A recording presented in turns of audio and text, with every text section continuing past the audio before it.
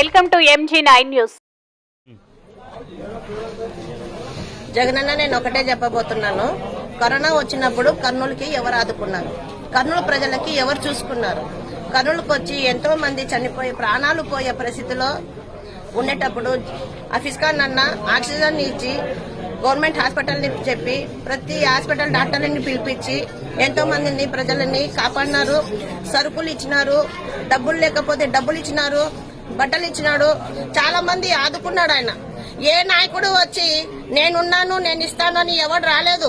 ఈ రోజు ఆఫీస్కాన్ అన్నకి ఎమ్మెల్యే సీటు కన్ఫర్మ్ చేసి ముందర ఏ నాయకుడు వచ్చి మా ఓడికి ఇవ్వు అని మీటింగ్ పెట్టే ఏ పద్ధతి అన్న? ఎవరు నాయకులు ఎవరు చేస్తున్నారు? ఏ జెండా పట్టుకున్నారు? ఏ ర్యాలీలు చేస్తున్నారు? ఆఫీస్కాన్ అన్న 2011 నుంచి ఈ రోజు వరకు పార్టీ సేవలు చేస్తున్నారు, ప్రజలకు మేలు చేస్తున్నారు. నేనున్నానని అందరినీ దగ్గర చేసుకున్నాడు. ఏ నాయకుడు చేయలేదన్నా.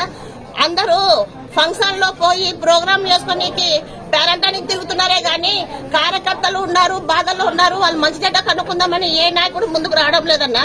ఇప్పుడు మీరు ఇచ్చే డాక్టర్ కి ఆ డాక్టర్ ఎవడో కూడా మాకు తెలియదు. ఈ రోజు ఆయన ముఖం చూసినాం మేము. ఇన్నాళ్ళు చేసిన సేవలని మన ఆఫీస్ కానీ నేను దూరం వదిలేస్తే ఎట్లన్నా? జగనన్న, మీరు పార్టీలో కర్నూలు గెలిచాలి, భారీ మెజార్టీలో రావాలి అనుకుంటే ఆఫీస్ కాలన్నకి ఇవ్వండి.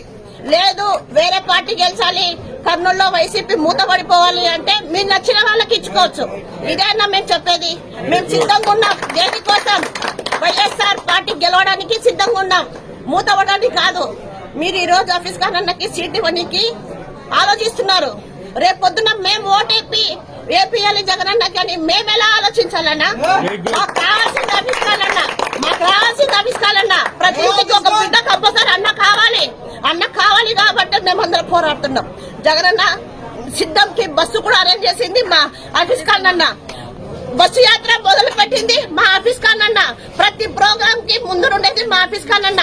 ఎవరు రాలేదన్నా. అలాంటి మనిషిని ఈ రోజు ఎలా మూలం పెడతారు? మీరు పార్టీ గెలవాలనుకుంటే ఆఫీస్కాన్ అన్నని అనౌన్స్ చేయండి. పార్టీ వద్దనుకుంటే ఎవరైనా చేసుకోండి. ఇదేనా? మీ మీద అభిమానంతో మేము సెల్లులో మాట్లాడుతున్నాం. అదే మీ జగనన్నని పక్కన పెడితే ఈ రోజు కర్నూలు రచ్చరచ్చలేసేది. మేము నిలబడి మాట్లాడుతున్నామంటే కేవలం నీకోసమే. ఇది మాత్రం నిజమన్నా. ఆఫీస్ కాలన్నకి ఇవ్వకపోతే జరిగేదే వేరన్నా. మా బిడ్డలతో పాటు కొట్లాడతామన్నా. ఎవరికి వదిలేది లేదన్నా. ఓటు జగనన్నకు, కర్నూలుకి ఆఫీస్ కాలన్నకు మేము సిద్ధమన్నా.